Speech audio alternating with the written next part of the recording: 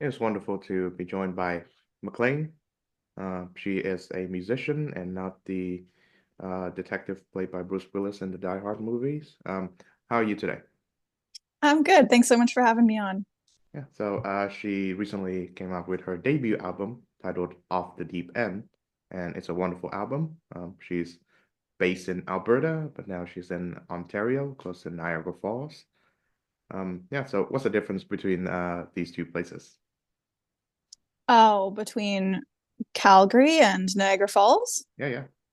Uh, I mean, I grew up in Calgary, so that's my hometown. So I know lots of people there and lots of music community there. And in Niagara Falls, well, in Toronto, in the greater Toronto area, is where large majority of my family lives. So those are the differences for me personally. Yeah, tell me about the hoodie, the sweater. What's written on it? Sure, yeah, this is it says humankind be both. Hmm. And this is merchandise from my parents' yoga Oh, company, which is called Bridgewater Yoga, which is a yoga studio here in Chippewa, which is just outside Niagara Falls. nice. Yeah. So, Yeah. how long has the yoga place been open? The yoga place has been open for about 6 years now. Hmm. Yeah. Yeah. So, do you practice some yourself, yoga? Yeah, definitely. While I'm here, I like to take a class or two. I love stretching and moving, working out. Nice. Yeah. Okay. Yeah, just a little bit of backstory. Those who are watching on video, this is one of the first piece of winter clothing that I bought while I was in Canada. Like I went there for the first time in 2017. So I believe 1 year before the birth of your parents' yoga studio. And I believe I got this on a Christmas discount. So it's quite unbelievable that still to this day it fits. Oh, there you go. Good to have a good quality piece of clothing. Mhm.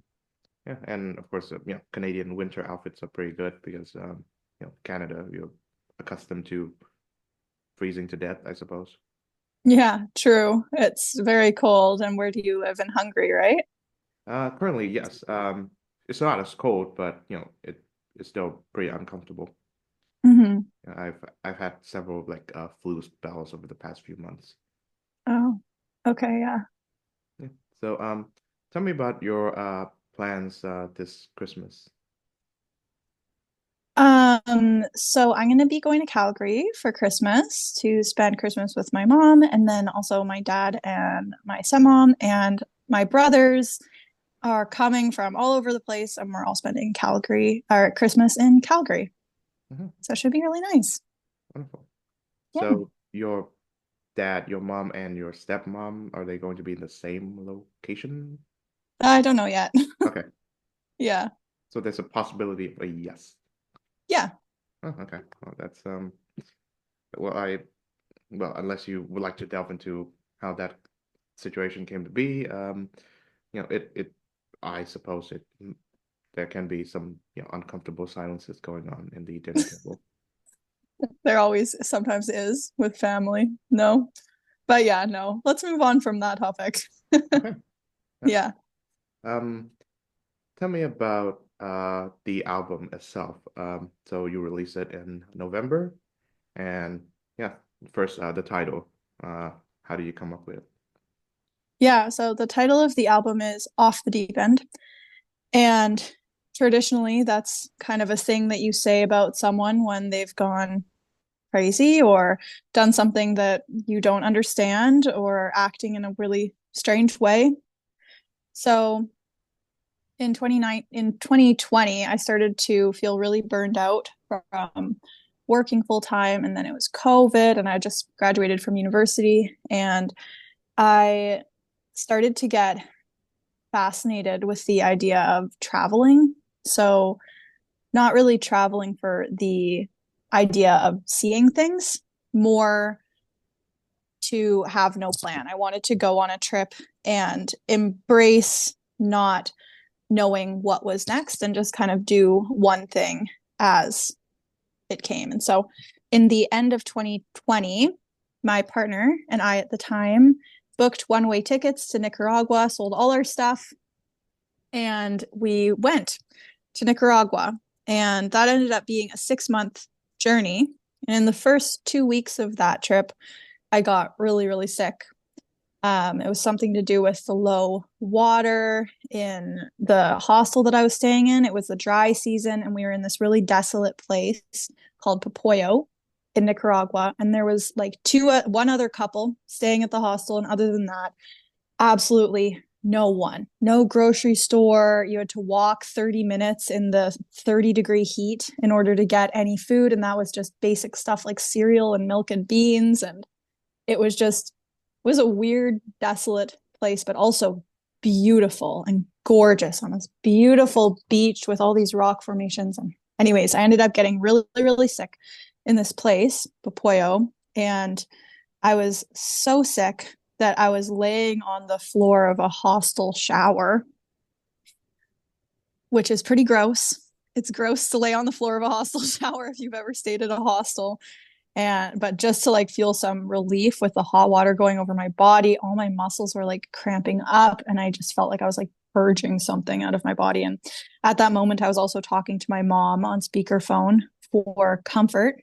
And um, my mom has always been the spiritual type and very attuned to my emotions.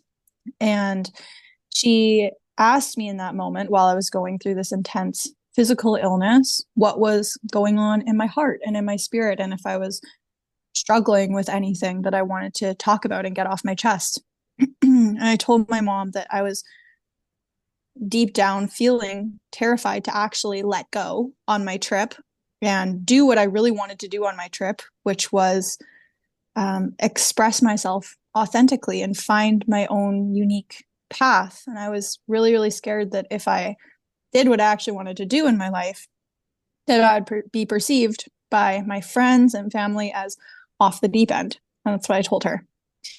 And my mom said, Maclayne, I think you should go off the deep end.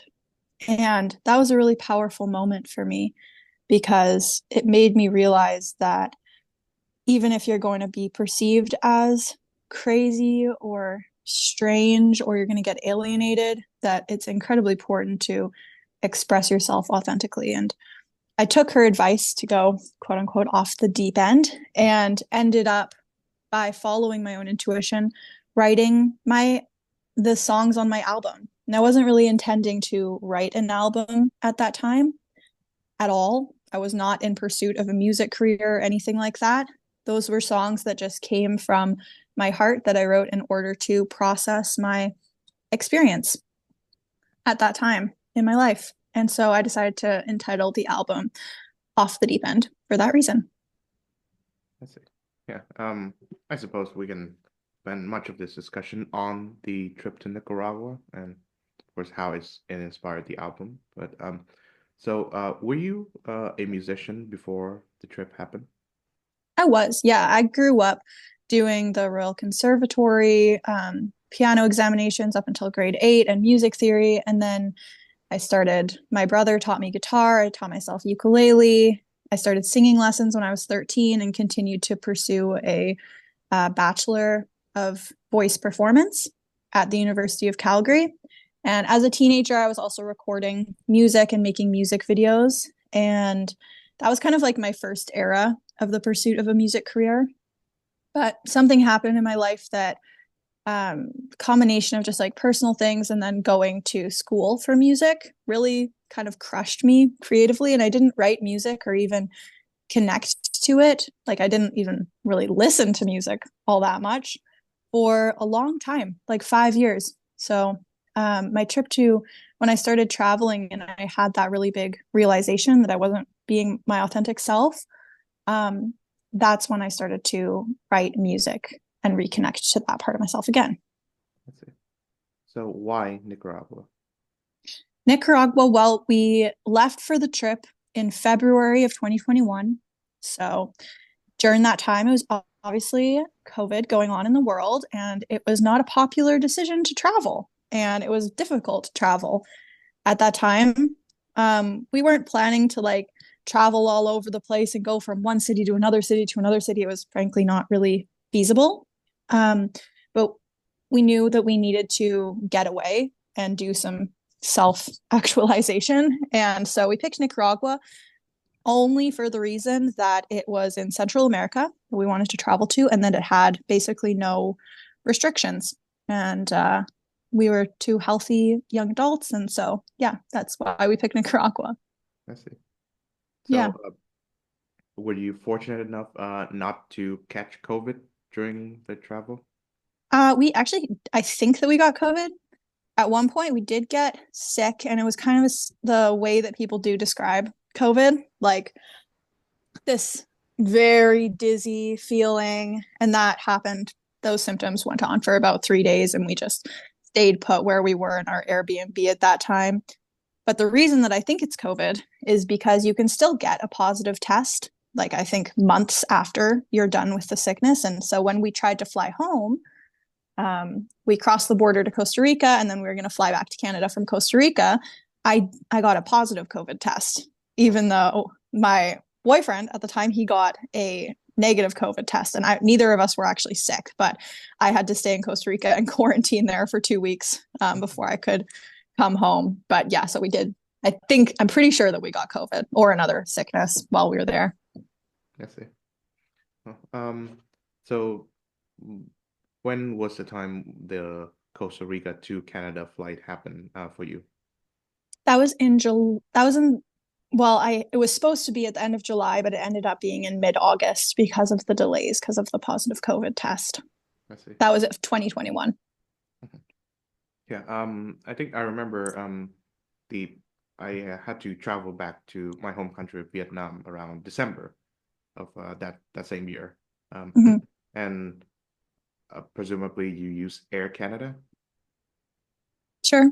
Yeah, and it was terrible. I mean, I think the flight was held up in when I was going to Toronto because of the snowstorm, and I had to wait for another connection flight, and that means getting another COVID test. Oh Yeah, man. because Yeah. they're only valid for what, like 72 hours, right? And yeah, when I returned to Hanoi, which is my home city, I had to be quarantined in a hotel for like 7 days. So I Hmm. for yeah 7 days and nights. I was staying in this hotel and with another person that I don't know and receiving food from the yeah the hotel staff, and yeah it was a strange experience.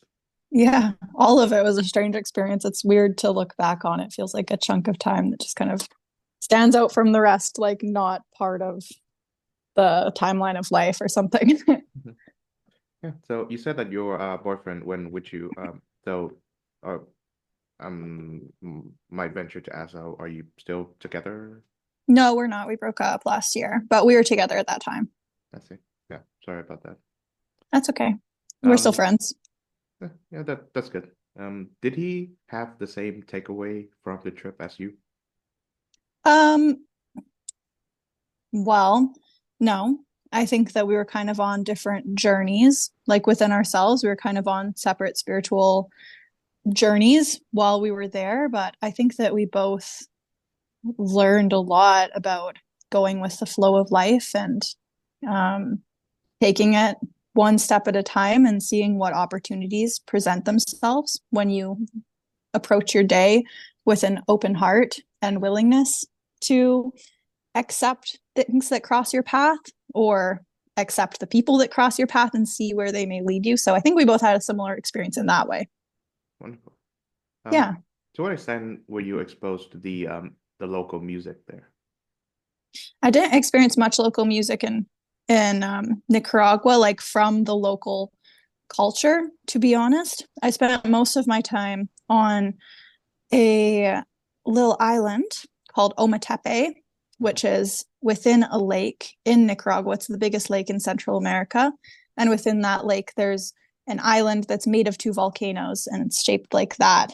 And it's kind of attracts free spirits and hippies and people who are soul searching. So I spent most of my time on that island in Nicaragua called Ometepe. And there's a song on my album called Ometepe Song, which is kind of a silly tribute to that beautiful place.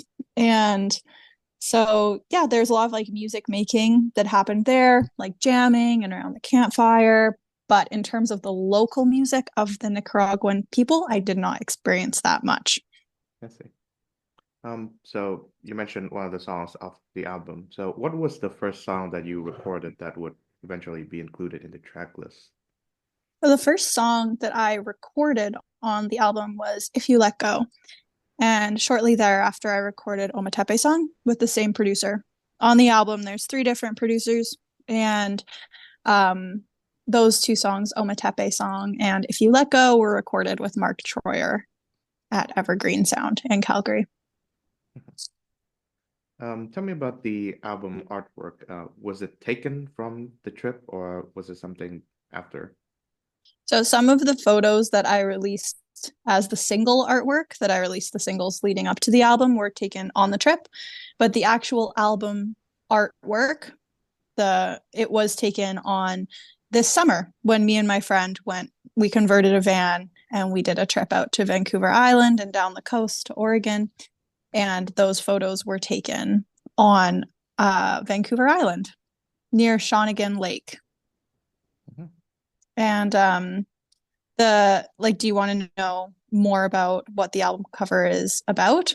Or Sure. like the so that was actually my friend. Her name is Xenia Strohmeyer, but she's who I did the trip with. And the album artwork, the concept for it was her creative vision, actually. So basically, it shows me on the side of a highway lined with trees with no pants on and with a sign above my head that just says off the deep end, as if I would be hitchhiking to go to the destination of off the deep end. So it's basically signifying the or representing the intention to let it all go and be perceived however you want to perceive me. So that's what the cover is about and what it means.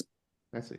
So, well, first, both of you to take a picture without wearing pants. I have to commend you with that one. I actually did have some small shorts on Okay. Well, underneath, but okay. Yeah. yeah. Okay. Well, I guess still a bold move. Yeah, I rarely wear anything that's above the knee anyway. Uh-huh. It's meant to be bold. Yeah, I think art is should be bold. I aim for that in making and creating. that's it.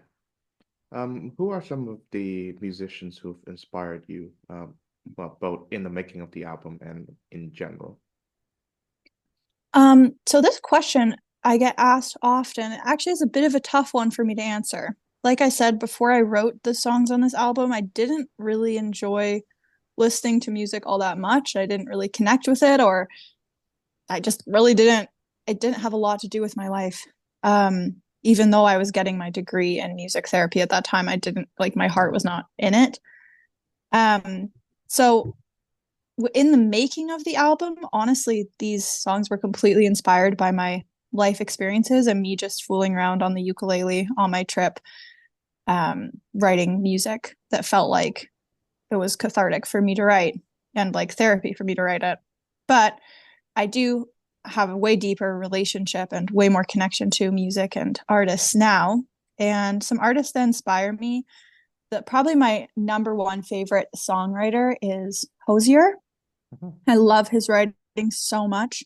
It's just like the first time that I listen to it, it's the melody that catches me, and then the next time it just gets deeper and deeper. I eventually understand. It takes me like 10 listens of a Hosier song to even begin to understand the lyrics. And then once I do, that's like an entire ocean to delve into. Like it's just he puts so much into one little verse. It's incredible to me. I love him. Um, and then I also like other writers for their melodies, such as Chapel Roan is obviously a melodic genius. And I love the way that she crafts like three different hooks, three or even four different hooks into the same song. So it's just like a chorus after chorus after chorus after chorus in terms of catchiness and like just makes your brain go, ooh, what's that? Like I love a good melody. I also love Olivia Rodrigo for that reason. Um, yeah, so those are some artists that I've been really loving lately. I see. Wonderful.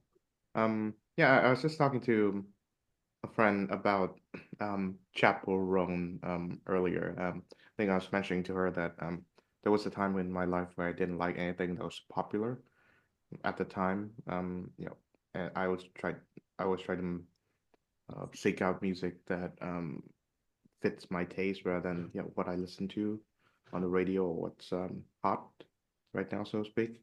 And yeah, a few weeks ago, I actually listened to a Chappell Roan song voluntarily, and yeah, I think it's quite good. So I like it quite a bit. She certainly has a style. She Um, does. Everybody has different music tastes. So that makes sense if you're into different stuff too. I'm never offended when, even if my best friends aren't like a fan of my music, it doesn't really matter. Like music taste is so personal and different for everybody. yeah. Yeah, I've stopped what do you call it? Like trying to recommend some of the music that I listen to say my family members because they're always weirded out when they when they listen to Yeah. what I listen to. And I wonder if that's the same experience with you. Uh-huh. Not weirded out, but I would say it's rare that I show someone a song or an artist and they're like, "Oh my God, I love this." And when that does happen, it's really special. But usually people's taste is so different and there's such a incredibly large access to music. You can literally listen to whatever you want. So people are able to indulge the specificity of their taste. So So yeah. yeah. Yeah. Another example too is that I've never been able to get Taylor Swift, but I know that more than half of the people that I talk to like her and actually find her music meaningful. And Hmm. I just don't get it. Like there are a few times when I try to listen to a Taylor Swift song and I either react with indifference or being actively annoyed because there are songs of her that is really annoying. But Hmm. you know if I get that. if they enjoy that, then more power to them. Totally. I'm the same way with like lots of artists and genres. I just cannot listen to it, but it doesn't mean it's bad music at all. It's just not my taste. Mhm. Yeah, at the same time, there are musicians that I really, really enjoy, but when I show it to other people, it's the reaction ranges from indifference to actually being revolted. Yeah, so funny how our brains are so different. So, do you still feel the travel bug even after the ups and downs of the Nicaraguan trip? Well, um, to give a long answer to that question, after the Nicaragua trip, I worked for 2 years straight, doing nannying full time and then also playing a lot of music, gigging, and also recording my album. I was really busy. And once my partner and I broke up, I decided to go on a trip by myself. So, about a year ago, I left for a trip to Mexico and Guatemala, where I traveled for nearly 4 months. Then I went home to work in the middle of 2024. And then I went on another trip, converting a van and traveling out to the West Coast. And it's safe to say that after those three huge experiences and beautiful travel experiences, I do not have the travel bug anymore. I don't desire to travel at all, honestly. I just want to hibernate and write my next album. I see. Well, Yeah.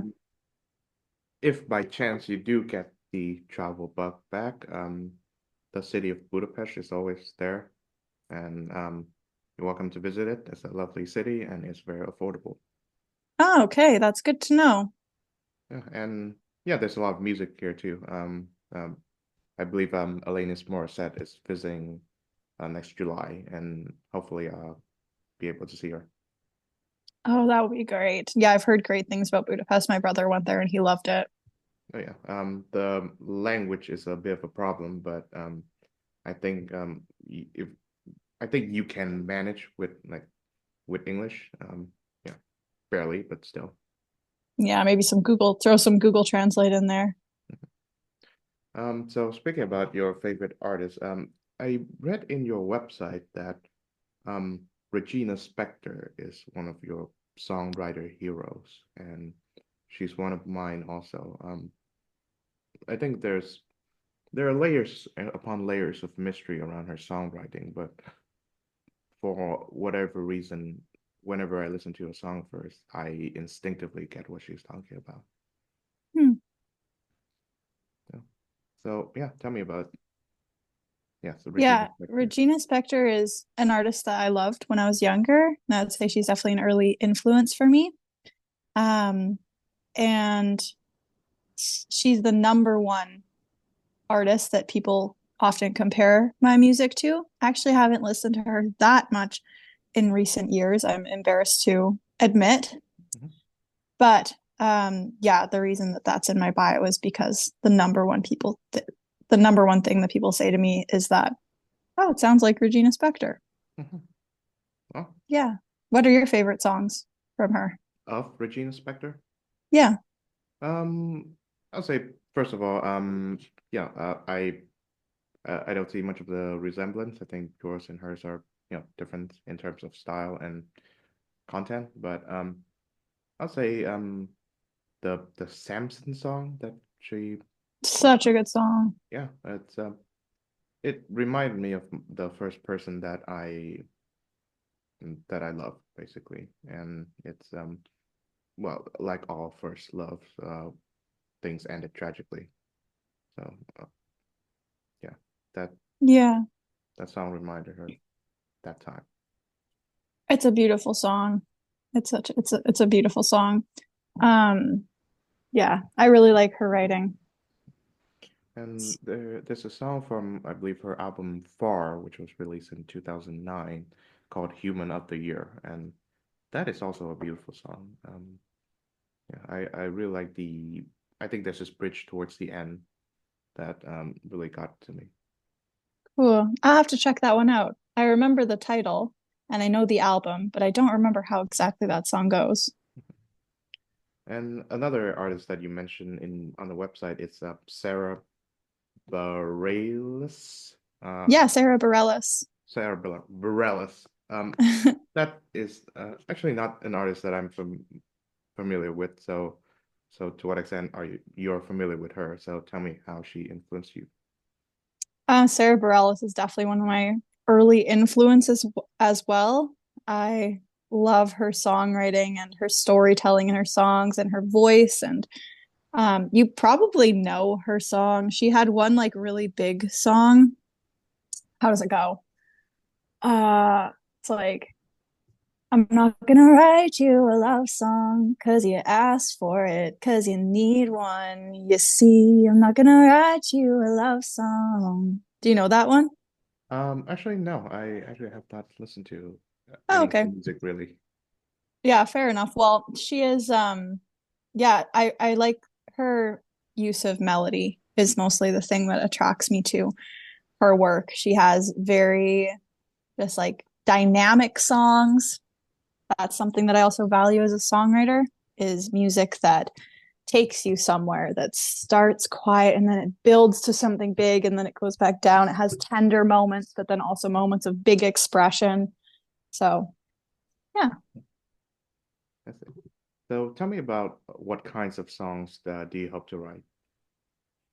What kind of songs do I hope to write? Yeah. I write songs that are about like my songwriting is about taking an experience that I've had or that I'm having and putting it into a beautiful container that can be shared with other people and also put words to what's on their heart or on their mind and encapsulate a piece of my journey and their journey.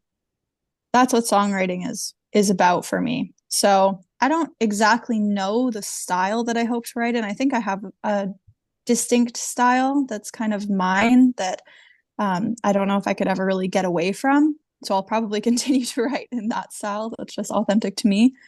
Um, and I hope to just keep sharing songs that are very melodic and catchy and heartfelt and wholesome and meaningful about my journey through life. Mhm. And you mentioned you're recording a new album. So when can we expect this one to come out? That is a question I cannot answer yet because I don't know. I have not started recording the next album yet, but I do have most of it written. I wrote it throughout the process of recording the last album. So, yeah, probably sometime in 2026, I would say. Okay. Well, Yeah. we'll revisit each other when that happens, of course. Yeah, excellent. Um, you also mentioned in the website and also in your Spotify bio that you went on a Alberta wide tour, assume to promote the album. So, where did you go? When I was in Alberta, that tour just wrapped up in November. So we did Lethbridge, Red Deer, Edmonton, Pincher Creek, and what was the other one? And Calgary. So yeah, those were the 5 shows. Actually, there was 6 shows. I can't remember what the sixth show was, but it was a pretty local Alberta tour. We returned to Calgary to sleep most of the night, me and my band, and yeah, that's where we went. Yeah. So, what are some of your fondest memories about going on tour? Mm.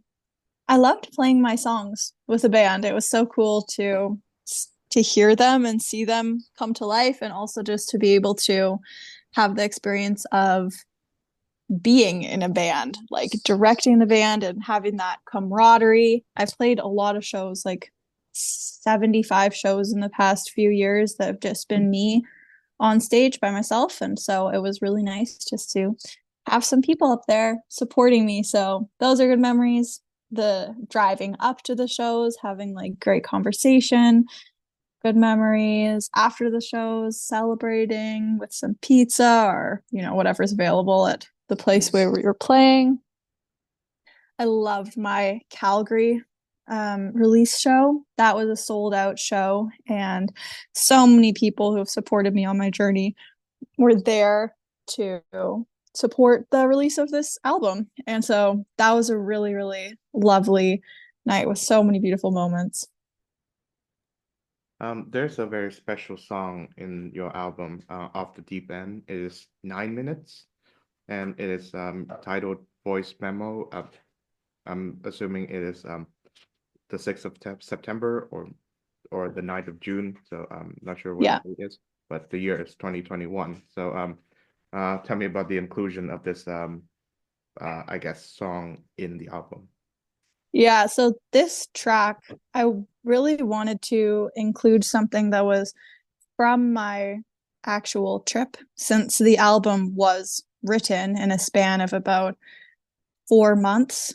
Um, it was and is such a it's like it was written so in a small period of time. It's about a very specific journey that I went on, and I felt it was important to give a sense of time and place by including this track right in the middle. So yes, it's a voice memo from the 9th of June 2021, and it was taken in the backyard of a place where me and the friends that I made on Ometepe Island used to hang out. And the place where we used to hang out was called Pastel Palace. And there's also a song called Pastel Palace on the record. But this voice memo is 9 minutes of an iPhone recording of us jamming and just being in a flow. And the whole jam is about, I want to write a new song.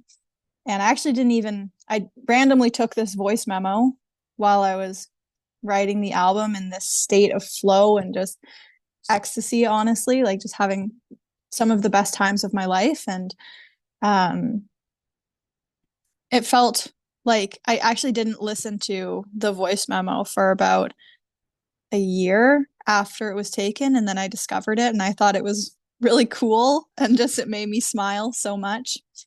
And since it's talking about, I want to write a new song, like help me sing a new song, and it's all about just like turning the page, I decided to put it in the middle of the album because the first 4 songs of the album are really about the inner turmoil that I was feeling, the disconnection with myself, the struggles that I was having with the world around me and what was going on in the city and during COVID and not being able to express myself. So the first half of the album is kind of this angsty. It doesn't feel angsty because it's like this bright pop sound, but the subject matter is actually quite angsty and upset.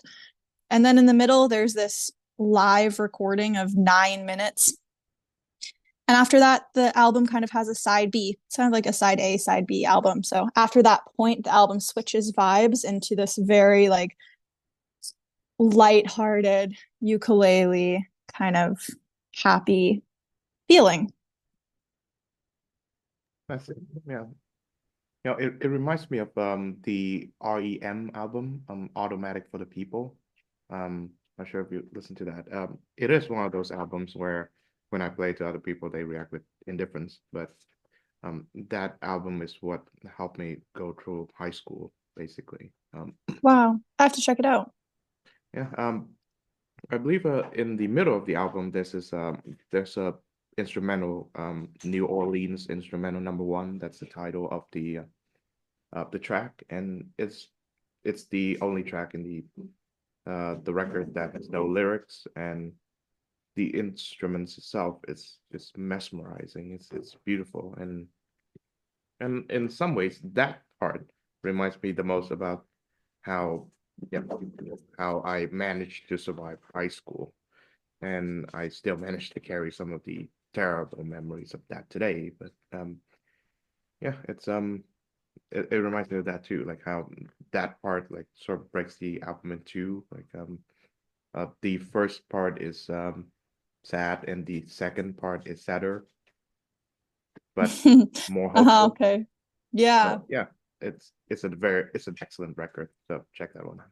I definitely will check that out. Thanks for sharing with me how it connected with you. That's interesting to hear.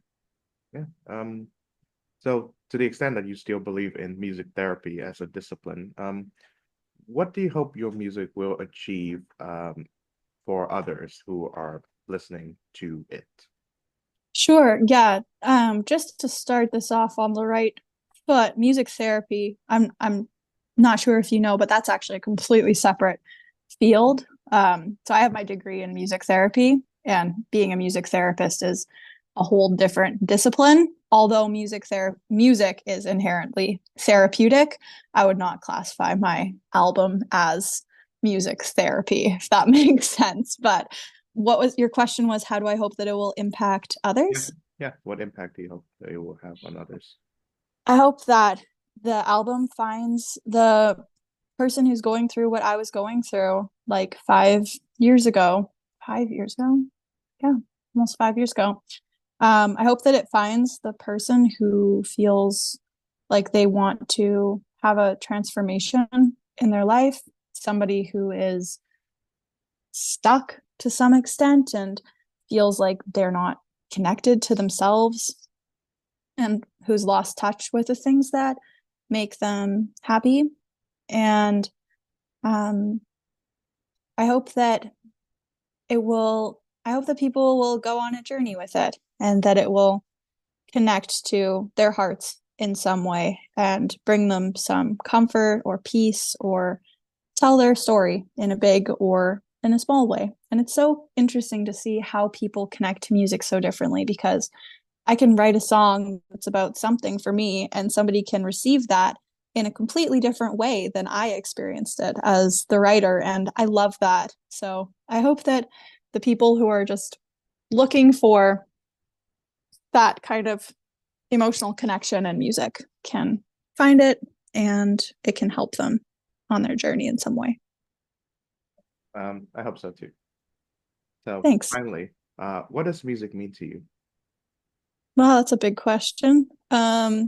Music is a way to express something that can't be said with words. It means Music means full, authentic expression to me. There's no way to truly say something. Um, hmm. I think I've already made my point.